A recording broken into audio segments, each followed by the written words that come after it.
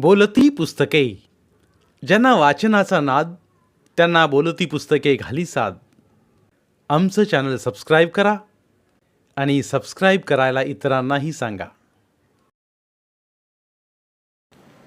नमस्कार श्रोते मित्र हो, बोलती पुस्तके सादर करीत आहे ज्येष्ठ ग्रामीण कथा कादंबरीकार रंगराव पाटील लिखित कादंबरी गंध फुलांचा. प्रकरण 13. सर्वत्र जाळपोळ सुरू होती. वडिलांना त्यांच्या फौजदार मेहुण्याचा निरोप आला. आटपाडीला येऊन पोरांना घेऊन जावा. इकडे सर्वत्र जाळपोळ सुरू आहे. मला बंदोबस्ताला बाहेर पडावं लागत आहे. ते औंध संस्थानात PSI होते. दादा तिकडे गेले. मी दिवसभर वाट बघत बसलो होतो, कारण वडील माझ्या आवडत्या आत्तेभावाला आणायला गेले होते. मी वाट पाहून थकलो. अंधार पडला होता. मी चुलीपुढे जेवत बसलो होतो. आई मला वाढून जवळच खाली कुठेतरी गेली होती. तोच जिन्यातून धाप धाप पावलं वाजवत कोणीतरी येऊ लागलं. मी ओळखलं, ते आत्तेभाऊच असणार. त्याशिवाय अशा खोड्या करत कोण येणार नाही. माझा आत्तेभाऊ जिन्यावरून वरती आला. त्यानं चेहऱ्यावर एक भीतीदायक मुखवटा घातला होता. तो माझ्या जवळ येऊन आला भाऊ असं म्हणून त्यानं मला भीती दाखवली. मी त्याला ओळखलं, पण घाबरलो नाही. मग त्याने मुखवटा काढला आणि हसू लागला. वडील मागून आले आणि आईही. एके दिवशी आम्ही दोघेजण, मी व माझा आत्तेभाऊ, 2 तांबे घेऊन सकाळच्या वेळी पूर्वेला ओढ्याकडे निघालो होतो. आम्ही एका मोठ्या कौलारू घराजवळ निघालो होतो, तर त्या घराच्या चांदीवर बरेच पोपट किलबिलाट करत होते. आम्हाला पाहून ते सारे पोपट उडून गेले आणि एक पोपटाचं पिल्लू तिथं राहिलं. आत्तेभाऊ तांब्या ठेवून तिकडे गेला आणि त्यानं पोपटाचं पिल्लू पकडलं. दोघेही तसेच घरी आले. आईकडून करंडीचा पिंजरा घेतला आणि त्यात त्या पिल्लाला ठेवले. आम्हाला खूप आनंद झाला आणि पुन्हा ते तांबे घेऊन बाहेर पडलो. चाफ्याच्या झाडाखालून एक ओढ्याकडे पायवाट गेली होती. त्या वाटेला आम्ही लागलो. आता पोपट हा आमचा छंद झाला होता. त्याला सतत पाहत राहणे हा उद्योग. त्याला हरभऱ्याची डाळ शिजवून दोघांनाही त्या कामात आनंद होत असे. पण पुढे पोपटाला डाळ कुणी घालायची यावरून आम्हा दोघात वाद होऊ लागले. मी म्हणायचा तू घाल, तो म्हणायचा तू घाल. पोपटाने हळूहळू त्या चोयट्याच्या पिंजऱ्याला कुरतडून मोठं भोग पाडलं. ते पिल्लू वर येऊन करंडीच्या टोपणावर बसू लागलं. एकदा ते पिल्लू असंच बसलं असताना बोका आला आणि त्यानं पिल्लू तोंडात धरून पलायन केलं. छो छो करत आई खिडकीपर्यंत गेली होती. माझा आत्तेभाऊ ठोमका घेऊन खिडकीतून पत्र्यावर उतरला, पण बोका वरच्या पत्र्यावरून कुठेतरी गायब झाला. मीही बोक्यानं पिल्लू धरल्या धरल्या एकदम धावलो, पण उपयोग झाला नाही. मी फार कळवळलो होतो, फार दुःखी झालो होतो. बाळू पाटील पूर्वी औंध संस्थानातले खासदार म्हणून निवडून आले होते. गावातले प्रतिष्ठित व्यक्तिमत्व, पण त्यांच्यासारखी अंगलट गावात कुणाची नव्हती. लांब काळे करंद केस त्यांनी मागे वळवलेले असत. त्यांचं व्यक्तिमत्व उठून दिसे. त्यांना जमीन चांगली होती. धाकला रामनाथ त्यांचा भाऊ, तो शेती करत असे. तेव्हा बाळू पाटील यांना काही काम नसे. ते गावातून फिरत. ते उंच धिप्पाड होते. त्यांच्या काळ्या करंद मिशांचे आकडे त्यांच्या व्यक्तिमत्वात अधिकच भर टाकत होते. त्यांचा आवाजही कणखर. त्यांची अंगलट पाहिली असता हा माणूस फार भयंकर वाटे. पण त्यांचं विनोदी मन मोकळं बोलणं ऐकलं की भ्रमनिरास व्हायचा. ते वाड्यातून बाहेर पडत संतराम आप्पांच्या, म्हणजे आम्ही राहत असल्या घरावरून गेल्या वाटेनं मारुतीच्या देवळाकडे फिरायला जात. धोतराचा सोगा हातात धरला असे, तर त्यांची लांब पैरण त्यांच्या व्यक्तिमत्वात भर घालत असे. पायात जाडजूड वाहनं असत. हे असे फिरायला निघाले की मला त्यांची भीती वाटे. ते दिसले की मी त्यांना टाळत असे. ते कधीकधी माझी चेष्टा विनोद करीत. त्यांची चेष्टा करण्याची पद्धत विक्षिप्त होती, पण मुलांना ते आवडत. ती भीत नसत. विशेषतः ते मारुतीच्या देवळाच्या पायरीवर आरामात टेकून बसत. गावातले हाल हवाल विचारत. मग जेवणाची वेळ झाली की पुन्हा धोतराचे काठ धरून घराकडे येत. ते कधीही रानात काम करत नसत. भाऊ शेती चांगली पिकवी. गावातल्या राजकारणात ते फारसा रस घेत नसत. तरीही सगळे राजकारणी प्रतिष्ठित त्यांना मानत. त्यांची वाढलेली दाढी, काळ्याभोर मिशांचं कलांग व जाड काळ्या भुया हे सारं पाहिलं की कुठलाही नवा माणूस हादरून जाई. पण त्यांच्या थोड्याशा सहवासानं या माणसाला मुळीच घाबरण्याचं कारण नाही असं त्या नव्या माणसाला वाटे. ते राजकारणात भाग घेत नसले तरी त्यांना राजकारणाचं व गावातल्या घडामोडींचं भान असे, पण ते त्यासाठी कधी सक्रिय नसत. एकदा आज पूर्वी केव्हा तरी आम्ही येण्यापूर्वी ते खासदार म्हणून निवडून आले होते. बहुतेक औंध संस्थानाच्या राज्यात ते खासदार असावेत, पण त्यांना कोणीही आमदार खासदार या नावानं ओळखत नसत. त्यांच्या मोकळ्या अगदी साध्या क्षुल्लक गोष्टींच्या बोलण्यामुळे हा माणूस कधीकाळी खासदार असेल असं कधीच वाटत नव्हतं. मात्र गावातून ते सर्वत्र फिरत, पण कुणाच्या घरी ते फारसे जात नसत. देऊळ आणि वाडा या दरम्यान ते दिसत. हा माणूस रागेट असेल असं त्यांच्या एकूण दिसणाऱ्या भव्य अंगकाठीमुळे फार वाटत असे. ते कधी मुलांच्यात खेळत, मुलांची चेष्टा करत, पण त्यांचं एक विशेष होतं. ते बऱ्याच वेळेला बकरी मारत, म्हणजे बोकड कापत, हाताच्या पंजाने बोकडाचा कनाटा चसपून मांद किती आहे याचा अंदाज घेत. बोकडाची पारख करण्याची त्यांच्याशी खास पद्धत होती. गावातलं एखादं चांगलं बोकड दिसलं की ते खरेदी करत, मुलाण्याला बोलावून वाटे घालत. गावातली माणसं वाटे घ्यायला तुटून पडत, कारण बाळू पाटील शेलकं अस्सल व तयार बोकड कापत असत. ते त्या मालकाला पैसे देत व मुलाण्याकडून ते कापत. मुलांनी सगळं करीत असे. ते बोकड कापत, म्हणून त्यांच्याबद्दल कधीच कुणाला अनादर वाटत नसे. त्यांना तो एक छंदच होता. गावातल्या लोकांनाही चांगलं मटण मिळावं हाही उद्देश त्यांच्या मनात कदाचित असावा. दादा त्याच्यातील मटण आणीत, आप्पाही त्यांच्याकडून मटण आणीत. मटण फार चांगलं असे. नदीकाठचं कवळं लुस गवत व चारा खाऊन, तसेच मळ्यातले शेलकी वैरण खाऊन बोकड पुष्ट असत. कृष्णाकाठच्या बोकडांची तशी चव इतरत्र कुठंच सापडत नसे. मांद भरपूर असे. बाळू पाटलांच्या जवळ एक जुन्यातली बंदूक होती. ते ती कधी कधी पाठीशी लावून फिरत. विशेषतः दुसऱ्या एखाद्या गावी जाताना ते ती नेत असत. पण बंदूक बाळगण्यासारखी त्यांना भीती कुणाचीच व कसलीही नव्हती. पण त्यांना पाटील म्हणून तो एक छंद होता. प्रतिष्ठित वाटतं म्हणून वा आवड म्हणून त्यांनी बंदूक घेतली असावी. स्वसंरक्षणासाठी बंदुकीचं त्यांना काम नव्हतं, कारण ते अजात शत्रू होते. एकदा गावाला मोठा पूर आला होता. गाव बुडणार अशा भीतीनं सगळी माणसं काळजीत होती आणि आता सर्वांचंच मरण जवळ आलंय अशा भीतीच्या दुःखाच्या दबावाखाली सारं गाव होतं. पण बाळू पाटलांच्या मनावर त्याचा कोणताच प्रभाव पडला नव्हता व ते भ्यालेही नव्हते.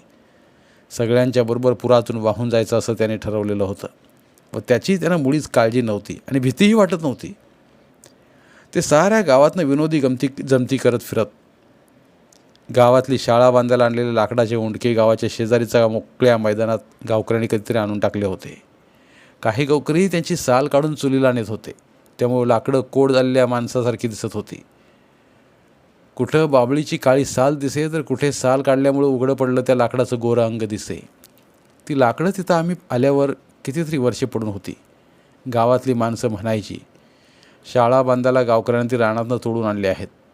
पण शाळा काही बांधायला कधीच सुरुवात झाली नाही. शाळा आपल्या जुन्या इमारतीत मारुतीच्या मंदिराशेजारच्या खोल्यात मंडपात तक्क्यात भरत होती. पूर आल्यावर ती लाकडं त्या पुरात तरंगू लागली. लाकडंही आता पुरातून वाहत जाणार असं गावकरी म्हणत होते. पण ह्याचं त्यांना सुखदुःख काहीच वाटत नव्हतं, कारण तिथं मरण जवळ दिसत होतं. तिथं शाळेच्या लाकडांचं ते काय महत्त्व. बाळू पाटील मात्र म्हणत होते, यातल्या ओंडक्यावर गावातल्या नवरा बायकोनं मिठी मारून बसायचं आणि वाहत दूर जायचं. तसे त्यांचे हे उद्गार उथळ, विनोदी व बेजबाबदारपणे वाटत असले तरी त्यांना सुखदुःख काहीच वाटत नव्हतं. ते नेहमीप्रमाणेच आनंदी होते. गप्पा मारत होते, चेष्टा करत होते, पुरावर भाष्य करत होते. त्यांचा मनमोकळा स्वभाव असल्या संकटात तसूभरही ढळला नव्हता. वाड्यात त्यांचं पत्र्याचं भलं मोठं घर होतं. घरापुढं भरपूर मोकळं अंगण. दक्षिणला दिंडी दरवाजा म्हणत, पण तिथं दरवाजाही नव्हता आणि दिंडीही नव्हती. त्यांच्या वाड्यातून गावाबाहेर पडायला एक वाट पडली होती. काही माणसं गावातून बाहेर पडायला दुसरी वाट धरीत. ती अधिकृत वाट असे. पण गावातली माणसं बाळू पाटलाच्या वाड्यातली ही जवळची वाट म्हणून त्या वाटेनं जात. बाहेरून येणारी, मळ्यात रानात जाणारी येणारी माणसं ही वाट वापरत. दिंडी दरवाजातून येत व मोठ्या दरवाजातून बाहेर पडत. कोण त्यांच्या पश्चिमेला असलेल्या मोकळ्या मैदानातून वाट पाडत व त्या वाटेनं जात. तिथं पांढऱ्या चाफ्याचं झाड मी कित्येक वर्षे पाहत आलो होतो. कधी चापा हिरव्या कंच फताड्या पानांनी भरलेला असे, तर पानं झडून निष्पर्ण होऊन पांढऱ्या शुभ्र फुलांनी डवरलेला असे. त्यांच्या फुलांचा सुगंध दूरवर पसरलेला असे. शाळेजवळच्या चाफ्याची फुलं व इथल्या चाफ्याची फुलं घेऊन काही मुलं त्यांचं दुसरंच एक फूल करत. पांढऱ्या पाकळीला एक छोटंसं भोक पाडायचं आणि ती पाकळी दुमडून दांड्यात बसवायची. दुसरी तिसरी अशा सर्व पाकळ्या दांड्यात खोवायच्या. त्याचं दुसरंच एक वेगळं फूल तयार व्हायचं. काही मुलं ते तयार केलेलं फूल कानात अडकवत असत.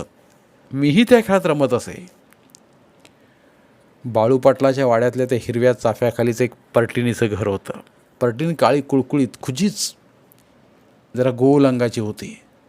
अंगावर सतत विटकं पातळ, गोल चेहरा, पण तिच्या कपाळावर कुंकू नसे. ती आणि तिचा एकुलता एक मुलगा पांडा परीट. पांडा परीट फार गोष्टी वेल्हाळ होता.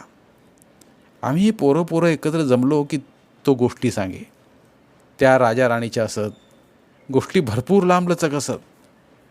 तो एकदा गोष्ट सांगायला लागला की 2 तास कधी गेले हे कळत नसे. कधी कधी ती गोष्ट 3 ताससुद्धा चाले. पण ऐकणारे कधी हलत नसत व कंटाळत नसत. कान देऊन ऐकत. त्याच्या भाषेत गोडवा होता व कथन करण्याची चांगली शैली होती.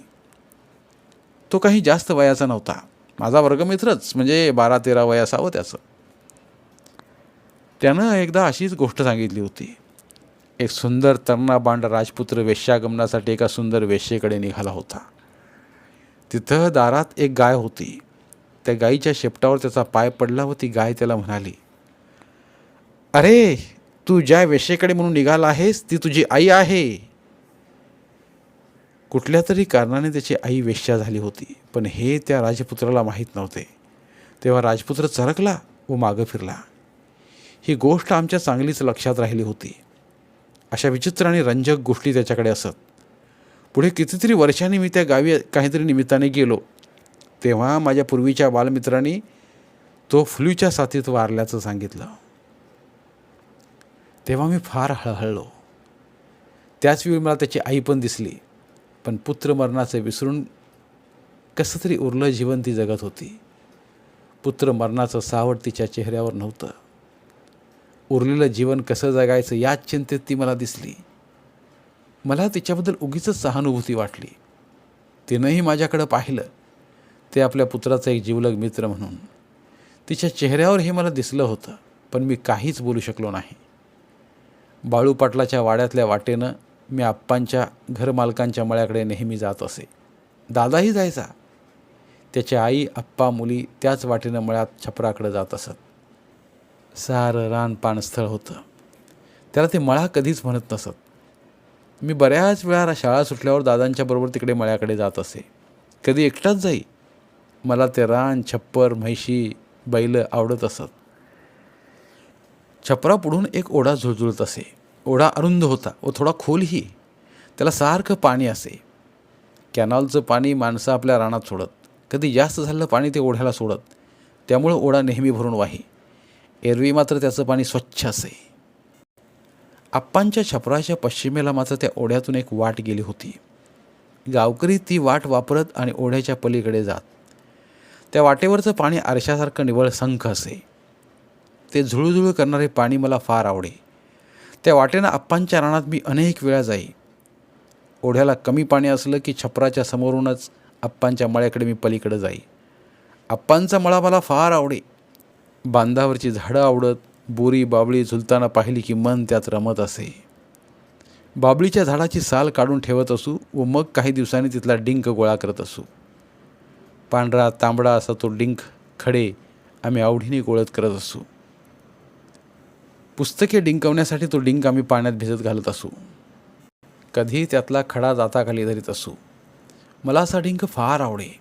दात चिकट होत, एकमेकाला चिकटत. मग मी त्या डिंकाचा रस गिळत असे. केव्हा तरी दात मोकळे होत. आप्पांच्या मळ्यात ओढ्याकाठी एक रामफळीचं झाड होतं. मोसमात खूप रामफळं लागत. इंदूची आई ती रामफळं विकत घालत असे व मला देत असे. आई, दादा व मी खूप रामफळं खात असू. पोट भरून रामफळं खात असू. कधीकधी आप्पांची मुलं व मी बसून रामफळं खात असू. रामफळं मुठ्ठीच्या मुठ्ठी असत. एक एक रामफळ नारळा एवढं असे. त्याचा गर फार रुचकर वाटे. त्याचा रसरशीत गोड गर फार छान लागे. तिथंच काही झाडं सीताफळाचीही होती. मोसमात खूप सीताफळं लागत. इंदूची आई माझ्या आईकडे काही सीताफळे पिकत घालायला देत असे. मग मी व आई त्या पिकल्या सीताफळांचाही फडशा पाडत असू. छपराजवळची बरीच पडीक जागा आप्पांच्या मालकीची होती, पण तिथं पीक येत नसे. सगळी झाडंच. बाबळीच्या अनेक झाडांच्या डोलीत हिरवे पोपट शिरताना मला दिसत. त्यात अनेक पक्षी बसत. त्या पक्ष्यांच्या आवाजानं तो परिसर गजबजून जाई. पश्चिमेच्या बाजूला खेराडकरांचं छप्पर. त्यांचंही असंच छप्पर होतं, पण आप्पांच्या छपरापासून थोडं दूर होतं. आप्पांच्या छपराच्या दिशेनंच त्याचंही तोंड होतं. दोन्ही छपरांची तोंड ओढ्याकडेच होती. खेराडकरांचा एक गडी होता. एकदा तो गडी छपरात मोठमोठ्यानं ओरडत होता व लोळतही होता. चौकशी केल्यावर आप्पांनी सांगितलं की त्यानं भुईमुगाच्या हिरव्या शेंगा खाल्ल्यामुळं त्याच्या पोटात शूळ उठला होता. त्याचा आवाज त्यावेळी फार भीतीदायक वाटला. ओढ्याच्या शेजारीच काही लोक आपल्या रानाशेजारी एक मोठं डबरं पाडीत व त्या ओढ्यातलं पाणी त्या डबऱ्यात सोडत. पाणी आपोआपच त्या डबऱ्यात येई. डबरा पाण्याने भरे. ती एक छोटीशी विहीरच म्हणायची. मग सुपल्यानं पाणी वर फेकीत आणि आपल्या रानाकडं नेत. सुपल्याला दोन्ही बाजूला 2 दोऱ्या असत. त्या 2 दोऱ्या आपल्या हातात धरायच्या. त्या विहिरीच्या दोन्ही बाजूला दोघं उभं राहत व वर पाणी ओढून काढत. हे काम ते भराभर करत. त्यामुळं पाणी वर काढण्याच्या कामाला चांगलीच गती. सुपलं काठोकाठ भरत असे. दोऱ्यांना ताण दिला की ते पाणी व्यवस्थित फेकता येत असे. एकदा गावातला भडजी व त्यांच्या रानातला गडी असे दोघे मिळून तसलं सुपलं मारताना मी पाहिलं होतं. त्याला सुपलं मारणं असा खास शब्दप्रयोग वापरीत. धन्यवाद. उर्वरित कादंबरी पुढील भागात. धन्यवाद. बोलती पुस्तके श्रोते मित्रांसाठी मराठी साहित्याचा खजिना फक्त 59 रुपयात. फक्त 59 रुपये माफक फी भरून आमच्या साहित्यरत्न या चॅनलचे सभासद व्हा व भरपूर मराठी ऑडिओ बुक्सचा आस्वाद घ्या.